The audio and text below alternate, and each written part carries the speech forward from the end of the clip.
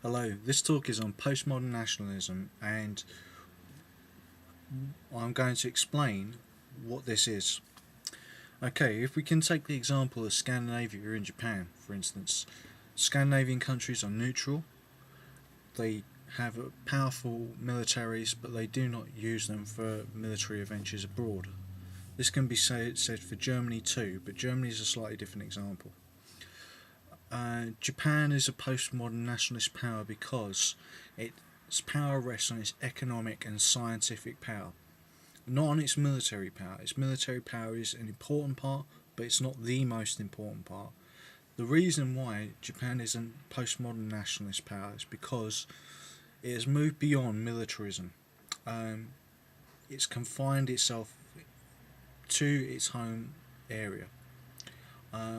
You can see this in perhaps Konrad Adenauer with West Germany at the start because the European project hadn't started yet. Now you're going to try and make as many trading alliances with people as you can, build up your scientific base, and spread your culture across the world, but through TV, movies, music, all sorts of things like that. Japanese have done this particularly through games and less so films.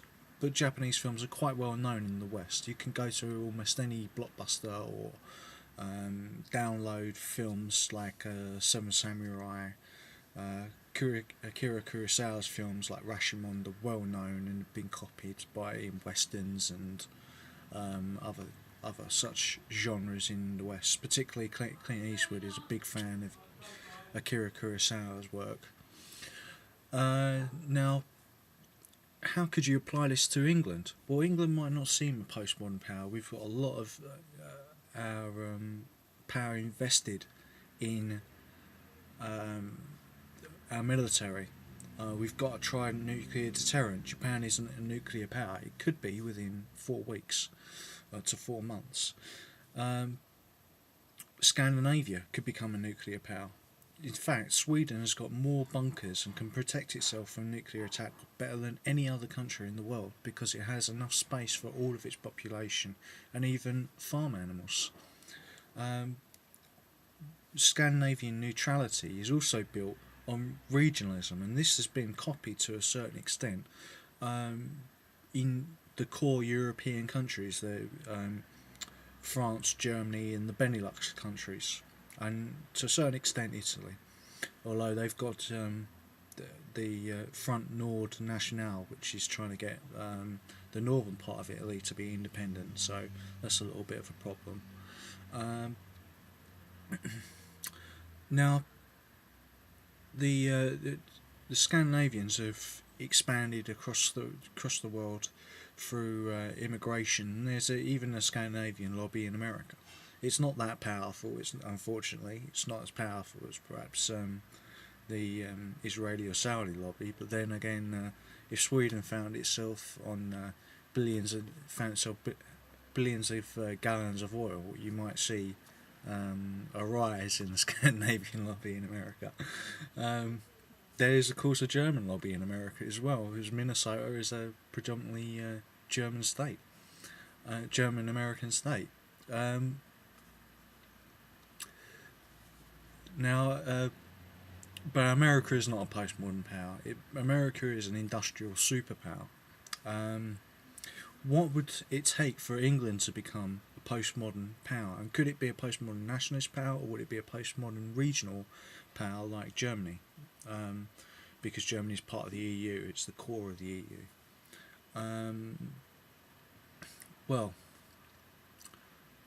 we would have to start to make things again. We have to accept that we're going to have a structural deficit because we are a people who like imports. Because of the British Empire, we've got addicted to imports. Now, I'm not a mercantilist. I don't want us to just export and never import anything.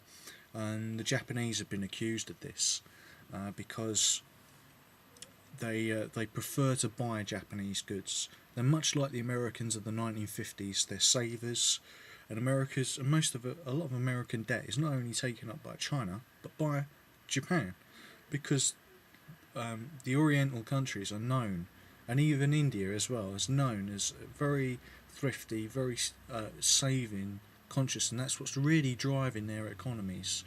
Um, and it's also one of the weaknesses of Japan's economy, because once they got into a deflationary spiral, the Japanese wanting to save prevented them from going and getting these new bargains that were coming up through deflation, because they were always waiting, and then they had massive unemployment. So deflation is even worse than inflation in many respects. England's got the opposite. England's seems to like inflation. Even now, even when we've got massive deflationary pressures through this credit crisis, an inflation crisis, which was caused by an inflation crisis, too much money was printed. We've still got the inflation running at 3%. But how do we become a postmodern power? Well, we can have a non-interventionist foreign policy. For instance, we can remove ourselves from Iraq, and once we've got those areas westernised and stable democracies there. So I am a Jeffersonian. You might even accuse me of being a neoconservative, but I'm not. I'm not with them at all. But I would like Western culture to spread as much as possible, and democracy to spread as much as possible. But England will be a postmodern power when our scientific and our economic power is greater than our military power. Where people go and say, oh, we can't afford to have a conflict with England because we've got so much of our trade invested in England, and so much, it's such an important economic power that it would do us actual harm to go to war with them, or to upset their interests. I mean, not everything is about going to war. You've got powers jockeying for position. In a sense, although Russia is a backward industrial power and it's mostly a military power, it's even getting some of these postmodern soft power abilities because of its control over energy. The European Union doesn't want missile shields in Poland and Czechoslovakia because it upsets the balance of power, and the Europeans are trying to stay neutral. And this is why they're a postmodern power, because their influence is being spread economically and scientifically. So a key point to get in there would be to get ourselves away from dependence on oil. And I've said in my other talks, we really need to invest in like a Manhattan Project for nuclear fusion, and that will get us away from that.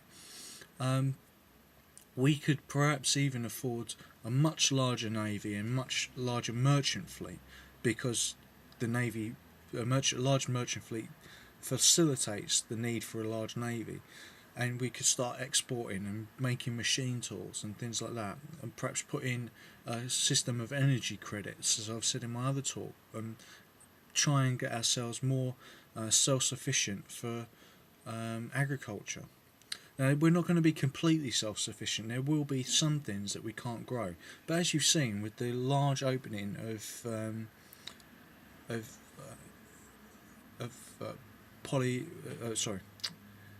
aquaponic farms in this country, in England, we're really expanding, and our technology to grow things in this country that was years ago would have been impossible.